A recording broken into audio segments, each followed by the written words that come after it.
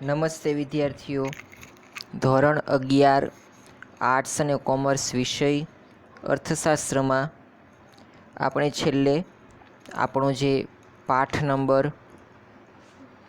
6 હતો તેમાં MCQ અને પાઠનું કન્ટેન્ટ પૂરું કરીને MCQને આપણે સમજ્યા, એના આન્સર, સાચો આન્સર કયો અને કઈ રીતે આવે છે એની ચર્ચા કરી. ત્યારબાદ જે નાના એક માર્ક્સના પ્રશ્નો છે એ મેં તમને જાતે પાઠ્યપુસ્તકમાંથી ગોતીને એ લખવાના કીધા હતા. ટોટલ 10 જેટલા પ્રશ્નો હતા. તમામ પ્રશ્નો સરળ છે અને પાઠ્યપુસ્તકમાંથી એ મળી જાય એવા છે. અને અમુક પ્રશ્નો છે એના તમને ટૂંકમાં જવાબ એ પાઠ્યપુસ્તકની છેલ્લે એ જે પારિભાષિક શબ્દોના ટાઇટલ નીચે આપેલા છે કે પૂર્ણ હરીફાઈ કોને કહેવાય, તો એનો અર્થ આપેલો છે. ત્યારબાદ ઇજારો, ઇજારાયુક્ત હરીફાઈ, ઉત્પાદન પ્રક્રિયા, બજાર, પછી કિંમત સ્વીકારનાર અને કિંમત નક્કી કરનાર, આ બંનેની વ્યાખ્યા પણ આપી છે. પછી અસામાન્ય નફાની વ્યાખ્યા પણ આપી છે. કિંમત ભેદભાવ, વેચાણ ખર્ચ, પરસ્પરાવલંબન, કિંમત ચુસ્તતા, ઉત્પાદનના સાધનોની ગતિશીલતા, પેઢી અને ઉદ્યોગ, આ તમામની તમને અહીંયા એ વ્યાખ્યા એ સ્પષ્ટ રીતે આપવામાં આવી છે. આ તમામ વ્યાખ્યા તમારે યાદ રાખવાની છે અને ખૂબ જ અગત્યની છે. સ્વાધ્યાયના અમુક પ્રશ્નોના જવાબ પણ તમને અહીંયાથી મળી જશે અને ક્યાંક ને ક્યાંક તમારે આ જે જવાબ છે એ ઉપયોગી થશે. તો પૂર્ણ હરીફાઈ, ઇજારો, ઇજારાયુક્ત હરીફાઈ, એનો તો આપણે અર્થ જોયો. ત્યાર પછીનો તમને વ્યાખ્યા આપી છે ઉત્પાદન પ્રક્રિયા, પ્રોડક્શન પ્રોસેસ કોને કહેવાય છે, તો વસ્તુના સ્થળ, સ્વરૂપ, સમયમાં બદલાવ દ્વારા તુષ્ટિગુણ કે ઉપયોગિતા વધારવાની પ્રક્રિયા એટલે ઉત્પાદન પ્રક્રિયા. બરાબર. વસ્તુનું સ્થળ, સ્વરૂપ અને સમયની અંદર બદલાવ આવે તો એના દ્વારા તુષ્ટિગુણ કે ઉપયોગિતા વધારવાની પ્રક્રિયા, કે જેથી તેનો તુષ્ટિગુણ એ વધે, એનો વ્યક્તિ વધારે પ્રમાણમાં ઉપયોગ કરી શકે. આ માટે આપણે જે ઉત્પાદન પર જે પ્રક્રિયા કરીએ છીએ, બરાબર, વસ્તુના સ્થળ, સ્વરૂપ કે સમયમાં બદલાવ લાવીને તુષ્ટિગુણ કે ઉપયોગિતા વધારવાની પ્રક્રિયા છે તેને તુષ્ટિગુણ તરીકે ઓળખવામાં, ઉત્પાદન પ્રક્રિયા તરીકે ઓળખવામાં આવે છે. એટલે કે તુષ્ટિગુણમાં વધારો કરવો એને ઉત્પાદન પ્રક્રિયા. બજારની અર્થ અને વ્યાખ્યા પણ આપણે વિગતવાર જોયેલી. હવે જે અગત્યના અને મહત્ત્વના સવાલ છે એ બે, કિંમત સ્વીકારનાર એટલે કે પ્રાઇસ ટેકર અને પ્રાઇઝ મેકર એટલે કે કિંમત નક્કી કરનાર. બરાબર.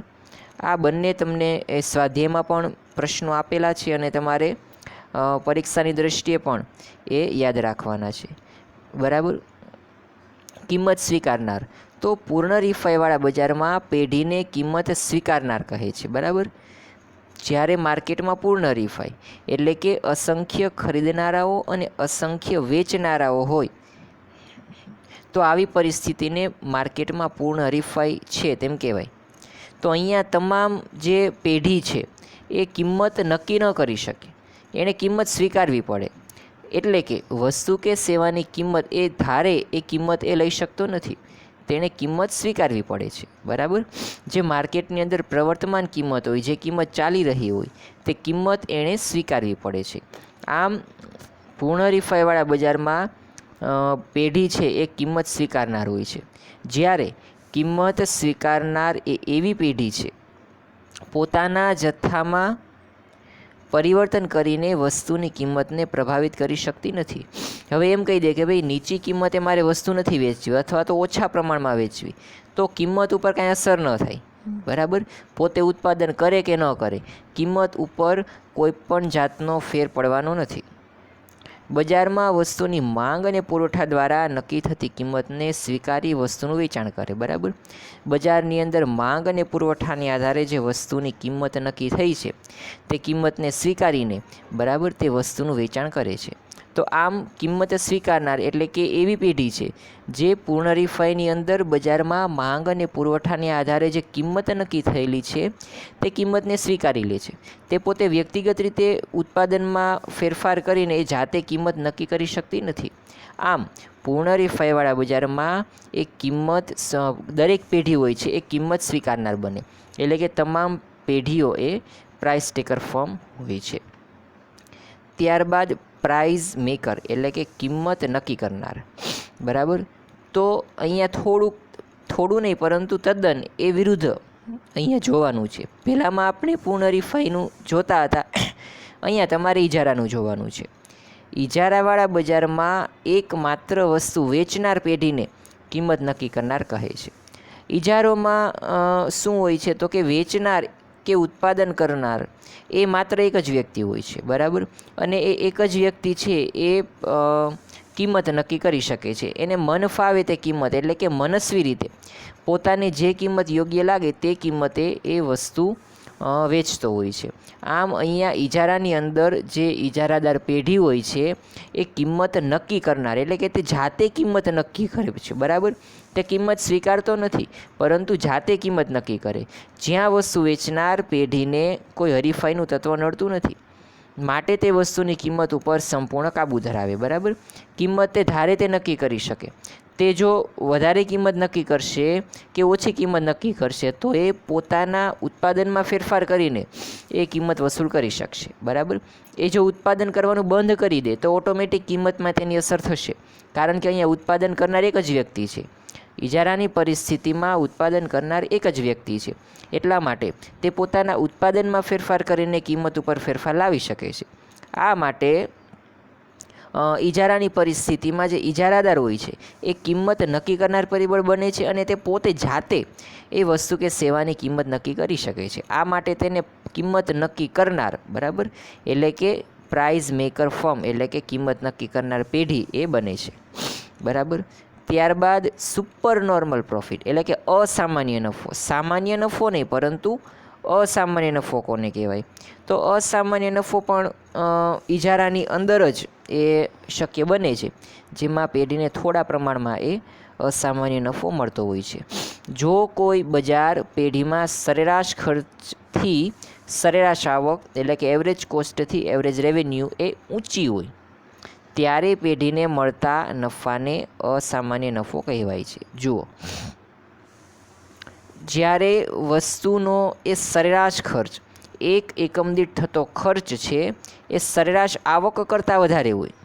બરાબર, એટલે કે સરેરાશ ખર્ચ અને સરેરાશ આવક આ બંનેની તમારે તુલના કરવાની, એટલે કે એવરેજ કોસ્ટ અને એવરેજ રેવન્યુ. હવે જો સ્વાભાવિક છે કે જ્યારે એ ખર્ચ ઓછો હોય, સરેરાશ ખર્ચ એટલે કે એક એકમનું ઉત્પાદન કરતાં આપણને જે ખર્ચ થાય છે એ ઓછો હોય અને એ એક એકમને વેચાણ કરવાથી આપણને જે આવક થાય છે એ વધારે હોય. બરાબર, આવક વધારે હોય અને ખર્ચ ઓછો હોય તો જે આપણને નફો થાય છે તેને અસામાન્ય નફો કહેવામાં આવે છે. બરાબર, એટલે કે average cost is less than average revenue, that's called super normal profit. બરાબર, એટલે કે સરેરાશ ખર્ચ એ સરેરાશ આવક કરતાં ઓછો હોય. બરાબર, સરેરાશ ખર્ચ ઇઝ લેસ ધેન સરેરાશ આવક. બરાબર, એટલે કે average cost is less than average revenue. બરાબર, તો તેને આપણે સુપર નોર્મલ પ્રોફિટ અથવા તો અસામાન્ય નફા તરીકે ઓળખીએ છીએ. ત્યારબાદ આપે છે કે પ્રાઇસ ડિસ્ક્રિમિનેશન એટલે કે કિંમત ભેદભાવ. બરાબર, કિંમત ભેદભાવ એ ખૂબ જ અગત્યનો એ મુદ્દો છે. જ્યારે તમે આગળ ઉચ્ચ અભ્યાસ કરશો, બરાબર, ત્યારે પણ તમારે આના વિશે ઘણું બધું ભણવાનું આવશે. કિંમત ભેદભાવ એ એવું દર્શાવે છે કે ગ્રાહક વચ્ચે વસ્તુ વચ્ચે જે તમે એક જ સમાન વસ્તુ એ જુદી જુદી કિંમતે વેચો છો એને કિંમત ભેદભાવ કહેવાય. કિંમતમાં તમારે ભેદભાવ કરવાનો. માનો કે બે ગ્રાહકો હોય તો એક જ વસ્તુ એક જ સમયે તમારે બંને ગ્રાહકોને જુદી જુદી કિંમતે વેચવાની, તો એને કહેવામાં આવે છે કિંમત ભેદભાવ. એટલે કે ભેદભાવ કર્યો ગ્રાહકોની બાબતમાં. ત્યારબાદ આવું જ વસ્તુ કોઈ પણ વસ્તુની બાબતમાં પણ એ કિંમત ભેદભાવ બને છે. જુઓ, એક સમાન વસ્તુની કે સેવાની જુદી જુદી કિંમત વસૂલવી અથવા તો જુદા જુદા ખરીદનારાઓ પાસેથી વસ્તુની જુદી જુદી કિંમત વસૂલવી કે વસ્તુના જુદા જુદા ઉપયોગ અનુસાર જુદી જુદી કિંમત વસૂલવાની પ્રક્રિયાને કિંમત ભેદભાવ કહે છે. બરાબર, એટલે કે જુદા જુદા ગ્રાહકો પાસેથી તમે એક જ વસ્તુ એ જુદી જુદી કિંમતે વેચો. બરાબર, કોઈ એક ગ્રાહક હોય એને વધારે કિંમતે વેચો, બીજા ગ્રાહકને એ જ વસ્તુ સમાન વસ્તુ એ ઓછી કિંમતે વેચો, તો તેને કિંમત ભેદભાવ તરીકે ઓળખવામાં આવે છે. અથવા તો તમે ઉપયોગિતા અનુસાર, બરાબર, જેમ કે કોઈ એક વસ્તુ હોય છે એનો ઉપયોગ એવા પ્રકારનો હોય તો ત્યાં તમે તેની કિંમત વધારી દો, એટલે કે ગરજના ભાવ એવો શબ્દ આપણે વાપરીએ. આને કહીએ છીએ કિંમત ભેદભાવ. ત્યારબાદ સેલિંગ કોસ્ટ, વેચાણ ખર્ચ. તો એ પણ આપણે જોયેલું કે વસ્તુના વેચાણ કરવા માટે, વેચાણ વધારવા માટે, વેચાણને પ્રોત્સાહન આપવા માટે આપણે જે કાંઈ ખર્ચ કરવું પડે છે તેને વેચાણ ખર્ચ કહેવામાં આવે છે. બરાબર, પછી ઇન્ટરડિપેન્ડન્સ એટલે કે પરસ્પર અવલંબન. બરાબર, તો આ અલ્પહસ્તક ઇજારાશાહીવાળા બજાર સાથે, અલ્પહસ્તક ઇજારાશાહીવાળા બજાર સાથે સંકળાયેલો ખ્યાલ છે. બરાબર, અલ્પહસ્તક ઇજારાવાળા બજારમાં વેચનારની સંખ્યા ખૂબ જ ઓછી હોવાથી તેઓ તેમના હરીફ એવા એકબીજાની જરૂરી માહિતી રાખે છે અને તે સંદર્ભમાં નિર્ણયો લે. પેઢીઓના આવા વર્તનને પરસ્પર અવલંબન એટલે કે પરસ્પર અવલંબન, ઇન્ડિપેન્ડન્સ, બરાબર, એટલે કે ઇન્ટરડિપેન્ડન્સ એવું કહેવામાં આવે છે. એકાબીજા ઉપર પરસ્પર આધાર રાખે છે. હવે જો અલ્પહસ્તક ઇજારામાં થોડા વેચનારા હોય, એટલે કે 2, 4 કે 8 કે 10 વેચનારા હોય, તો બધા વેચનારાઓ એકાબીજા વિશે સંપૂર્ણ માહિતી રાખશે. બરાબર, એટલા માટે બધી જ પેઢીઓ એકાબીજા ઉપર આધારિત છે તેવું કહેવાય. બરાબર, તો એને કહેવામાં આવે છે પરસ્પર અવલંબન. પછી પ્રાઇસ સ્ટિકનેસ. બરાબર, સ્ટિકનેસ એટલે કે કિંમત ચુસ્તતા. બરાબર, તો આ પણ અલ્પહસ્તક ઇજારાશાહીવાળા બજાર સાથે સંકળાયેલ. અહીંયા કોઈ એક સ્તરે કિંમત એ જડ થયેલી એટલે કે ચુસ્ત થયેલી જોવા મળતી હોય છે, તો એને કહેવામાં આવે છે કિંમત ચુસ્તતા. પછી ઉત્પાદનના સાધનોની ગતિશીલતા. બરાબર, એ આપણે નથી જોવાનું. હવે પેઢીને ઉદ્યોગ એ ખાસ જોવાનું, ફોર્મ એન્ડ ઇન્ડસ્ટ્રી. બરાબર, પેઢી એટલે કે વસ્તુ કે સેવાનું ઉત્પાદન કે વેચાણ કરતું એક સ્વતંત્ર એકમ. બરાબર, પેઢી શું છે તો કે વસ્તુ કે સેવાનું ઉત્પાદન કરે એવું એક સ્વતંત્ર એકમ છે, વ્યક્તિગત એકમ છે. બરાબર, જ્યારે ઉદ્યોગ શું છે તો કે ઉદ્યોગ એ એક સરખી વસ્તુઓનું ઉત્પાદન કરતી પેઢીઓનો સમૂહ.